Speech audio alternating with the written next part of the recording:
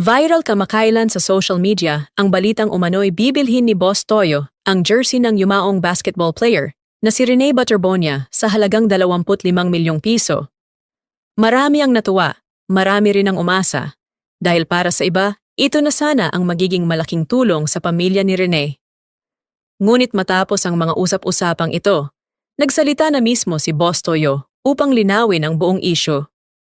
Ano nga ba ang tunay na nangyari? Alamin natin.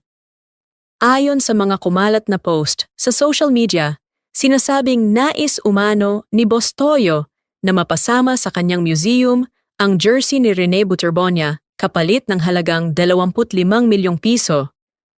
Dahil dito, mabilis na kumalat ang balita at naging sentro ng usapan ng maraming netizens.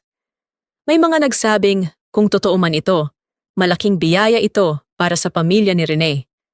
Para sa kanila, kahit wala na si Rene, makakatulong ang naturang halaga upang mabigyan ng mas maayos na kinabukasan ang kanyang mga mahal sa buhay. Ngunit hindi rin nawala ang mga netizens na may ibang pananaw.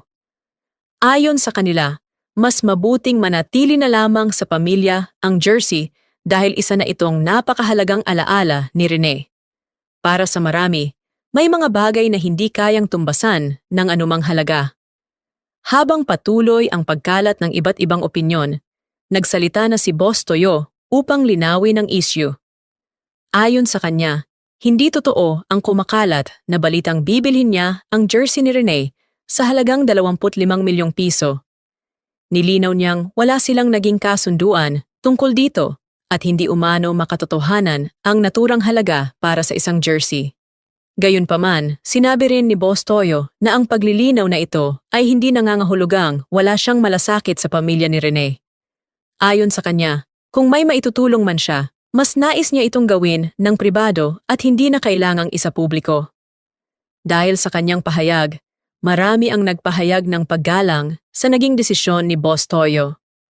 Para sa ilan, hindi kailangang ipakita sa publiko ang bawat pagtulong, lalo na kung ang layunin ay makatulong ng taos-puso.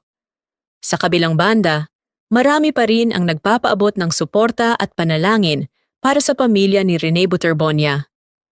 Hanggang ngayon ay patuloy pa ring inaalala ng maraming Pilipino ang kanyang kabutihan, kasipagan, at pagmamahal sa kanyang pamilya. Hindi lamang siya hinangaan dahil sa kanyang husay sa basketball, kundi dahil rin sa kanyang pagiging mapagpakumbaba. Sa ilang mga video na kumalat noon, makikita kung paano niya piniling umiwas sa gulo sa halip na gumanti. Sa kabila ng mga pagsubok, pinili niyang panatilihin ang respeto at magandang asal. Marami ang nagsasabing si Rene ay isang inspirasyon sa kabataang Pilipino. Isa siyang taong may malaking pangarap para sa kanyang pamilya at handang magsakripisyo upang mabigyan sila ng mas magandang buhay. Sa kabila ng paglilinaw ni Boss Toyo, nananatiling buhay ang pagmamahal ng publiko kay Rene.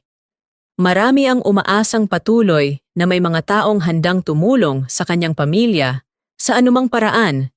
Sa huli, ang pinakamahalagang aral sa kwentong ito ay hindi ang halaga ng isang jersey, kundi ang pagmamahal, respeto at suporta na patuloy na ipinapakita ng mga Pilipino para sa alaala ni Rene Butterbonia.